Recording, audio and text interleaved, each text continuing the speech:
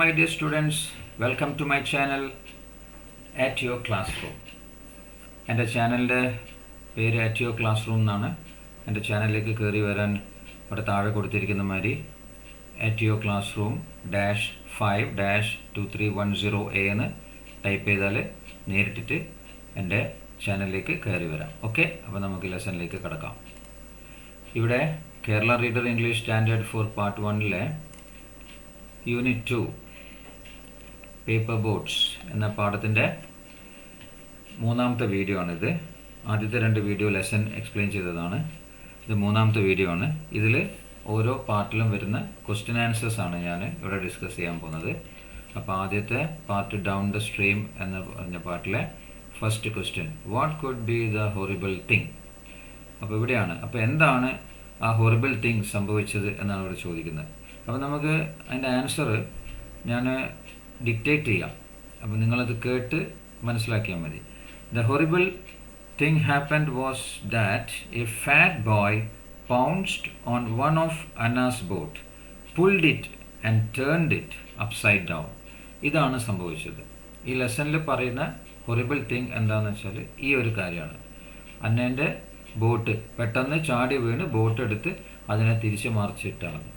ഇതാണ് സംഭവിച്ചത്. അപ്പം ആ ആൻസർ നിങ്ങൾ കേട്ടല്ലോ, അത് മനസ്സിലായി. ഇനി രണ്ടാമത്തത് സെക്കൻഡ് ഭാഗത്ത് 2 ക്വസ്റ്റ്യൻ ഉണ്ട്.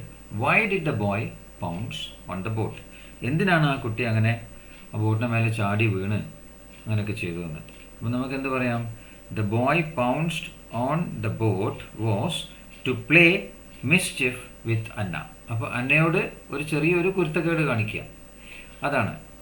അല്ലാതെ അവളെ ഒന്ന് ഉപദ്രവിക്കുക, ഒന്ന് ചെറിയ കുരുത്തക്കേട് കാണിക്കുക, അതിന് വേണ്ടിയിട്ടാണ് ആ കുട്ടി അങ്ങനെ ചെയ്തത്. ഓക്കെ, പിന്നെ അടുത്ത question, what would Anna do now. Anna ഇപ്പോൾ എന്ത് ചെയ്യുന്നു? അന്ന ഒന്നും ചെയ്യാൻ പറ്റിയില്ലല്ലോ. അപ്പോൾ ആ ആൻസർ നമുക്ക് എന്ത് ചെയ്താം? Anna was helpless and was not able to do anything, so she ran back home. അന്നക്കൊന്നും ചെയ്യാൻ പറ്റിയില്ല ആ കുട്ടീനോട്. ആ കുട്ടി ഒരു തടിച്ച കുട്ടിയൊക്കെ ആയിരുന്നല്ലോ. So Anna ran back home. Anna was helpless and was not able to do anything. Okay, അപ്പോൾ അതിൻ്റെ അടുത്ത ക്വസ്റ്റ്യൻ വരുന്നത് 4ാമത്തെ ഒരു ക്വസ്റ്റ്യൻ ആണ്. What was aunt Arundhati's response when Anna complained about the boy. Okay, അപ്പോൾ അന്ന വന്നിട്ട് ആ കുട്ടീനെ കുറിച്ച് ആൻറ്റീൻ്റെ അടുത്ത് കംപ്ലൈൻറ്റ് ചെയ്തു. കംപ്ലൈൻറ്റ് ചെയ്ത സമയത്ത് എന്തായിരുന്നു ആൻറ്റീൻ്റെ റെസ്പോൺസ് എന്ന് നമുക്ക് ചോദിക്കുന്നത്. അപ്പം എന്തെഴുതാം? First aunt Arundhati tried to console Anna.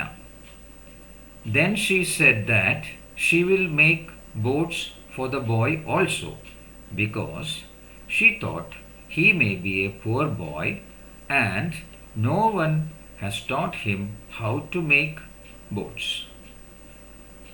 Okay, this was the response. ഇതായിരുന്നു ആൻറ്റിയുടെ റെസ്പോൺസ്. എന്താണ്? ആദ്യം അന്നനെ കൺസോൾ ചെയ്യാൻ, സമാധാനിപ്പിക്കാൻ ശ്രമിച്ചു. പിന്നെ എന്ത് പറഞ്ഞു? നമുക്ക് ആ കുട്ടി സാധു ഒരു കുട്ടിയാണ്, അതുകൊണ്ട് നമുക്ക് ആ കുട്ടിക്കും കൂടെ കുറച്ച് ബോട്ട്സ് ഉണ്ടാക്കി കൊടുക്കാം. കാരണം അവനെ ആരും അത് അങ്ങനെ ഉണ്ടാക്കാൻ പഠിപ്പിച്ചിട്ടുണ്ടാവില്ല. അപ്പോൾ ഇങ്ങനെയൊക്കെ ആയിരുന്നു അരുന്ധതി ആൻറ്റിയുടെ response.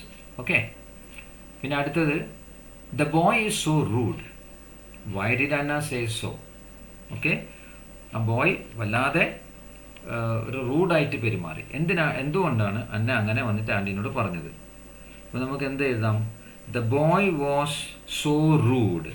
Anna said so because he played mischief suddenly and did not mind when Anna was angry. Anna angry ആയിരുന്നു, ആ സമയത്തൊന്നും അന്നേനെ മൈൻഡ് ചെയ്തില്ല. അന്നയോട് ഒരു കുരുത്തകളൊക്കെ കളിച്ച് അത് ശരിക്കും പെരുമാറിയില്ല, മര്യാദ ഇല്ലാതെ പെരുമാറി. അപ്പോൾ ഇതൊക്കെ കൊണ്ടാണ് അന്ന ഈ ബോയ് ഒരു റൂഡ് ബോയ് ആണെന്ന് പറഞ്ഞത്. അപ്പോൾ എന്താണ് answer? The boy was so rude. Anna said so because he played mischief suddenly and did not mind when Anna was angry. Okay, അതാണ് എൻ്റെ ആൻസർ. പിന്നെന്താ പറയുന്നത് അടുത്തത്? Aunt wanted to make paper boats for the boy to.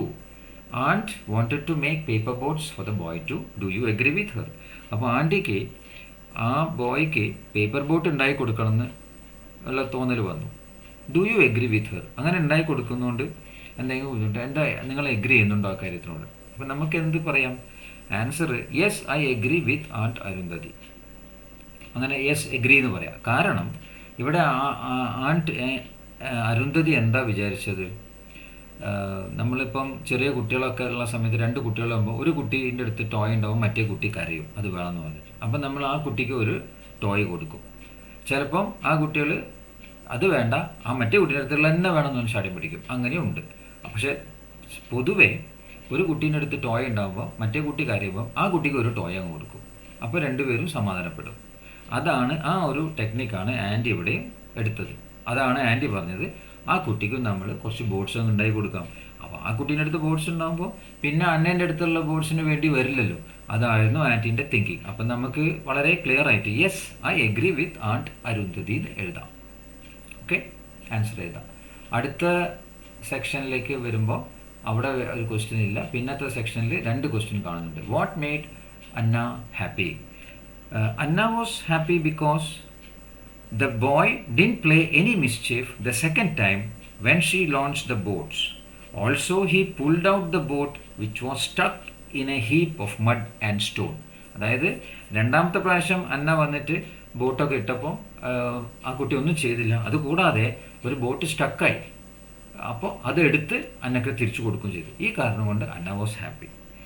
പിന്നെ അടുത്ത ചോദ്യം, why did the boy destroy Anna's boat? എന്തുകൊണ്ട് അന്നൻ്റെ ബോട്ട് ആ കുട്ടി ഡിസ്ട്രോയ് ചെയ്തില്ല? The boy did destroy Anna's boat because he was also having boats with him when Anna which Anna gave. അപ്പോൾ Anna കൊടുത്ത ബോട്ട്സ് കുട്ടീൻ്റെ കയ്യിലുണ്ടായിരുന്നു. അപ്പോൾ അതുകൊണ്ട് ആണ് ഈ കുട്ടി പിന്നെ അന്നേൻ്റെ ബോട്ടൊന്നും ഡിസ്ട്രോയ് ചെയ്യാതിരുന്നത്. ഓക്കെ, അപ്പോൾ ഇവിടെ ഒരു 8 ക്വസ്റ്റ്യൻസ് ആണ്. അതിൻ്റെ ആൻസേഴ്സൊക്കെ ഞാൻ പറഞ്ഞിട്ടേ ഉള്ളൂ. അത് ടൈപ്പ് ചെയ്ത് നിങ്ങളെ കാണിക്കുന്നില്ല. അപ്പോൾ നിങ്ങൾ ഇത് കേട്ട് മനസ്സിലാക്കിയിട്ട് അതനുസരിച്ചിട്ട് നിങ്ങൾ എഴുതുക. ഇതന്നെ സെൻറ്റൻസ് കോപ്പി ചെയ്യരുത്. ഓക്കെ, ഇനി അടുത്ത വീഡിയോയിൽ ആ പോയമാണ് ഞാൻ എക്സ്പ്ലെയിൻ ചെയ്യാൻ പോകുന്നത്. അപ്പോൾ ഇവിടെ ഈ വീഡിയോ അവസാനിക്കുകയാണ്. നിങ്ങൾക്ക് ഈ വീഡിയോ ഇഷ്ടപ്പെട്ടാൽ, എൻ്റെ എക്സ്പ്ലെയിൻ ചെയ്യുന്ന രീതി ഇഷ്ടപ്പെട്ടാൽ നിങ്ങൾ ഇത് ഷെയർ ചെയ്യുക, എൻ്റെ ചാനൽ സബ്സ്ക്രൈബ് ചെയ്യുക. അപ്പോൾ ഞാൻ ആദ്യം പറഞ്ഞ പോലെ @yourclassroom-5-2310 എന്ന് ടൈപ്പ് ചെയ്താൽ നേരിട്ടിട്ട് എൻ്റെ ചാനലിലേക്ക് നിങ്ങൾക്ക് എത്തിപ്പെടാൻ പറ്റും. ഓക്കെ, അപ്പം നല്ലോണം പഠിക്കുക, അതാണ് എനിക്ക് പറയാനുള്ളത്. All the best. See you in the next video. By.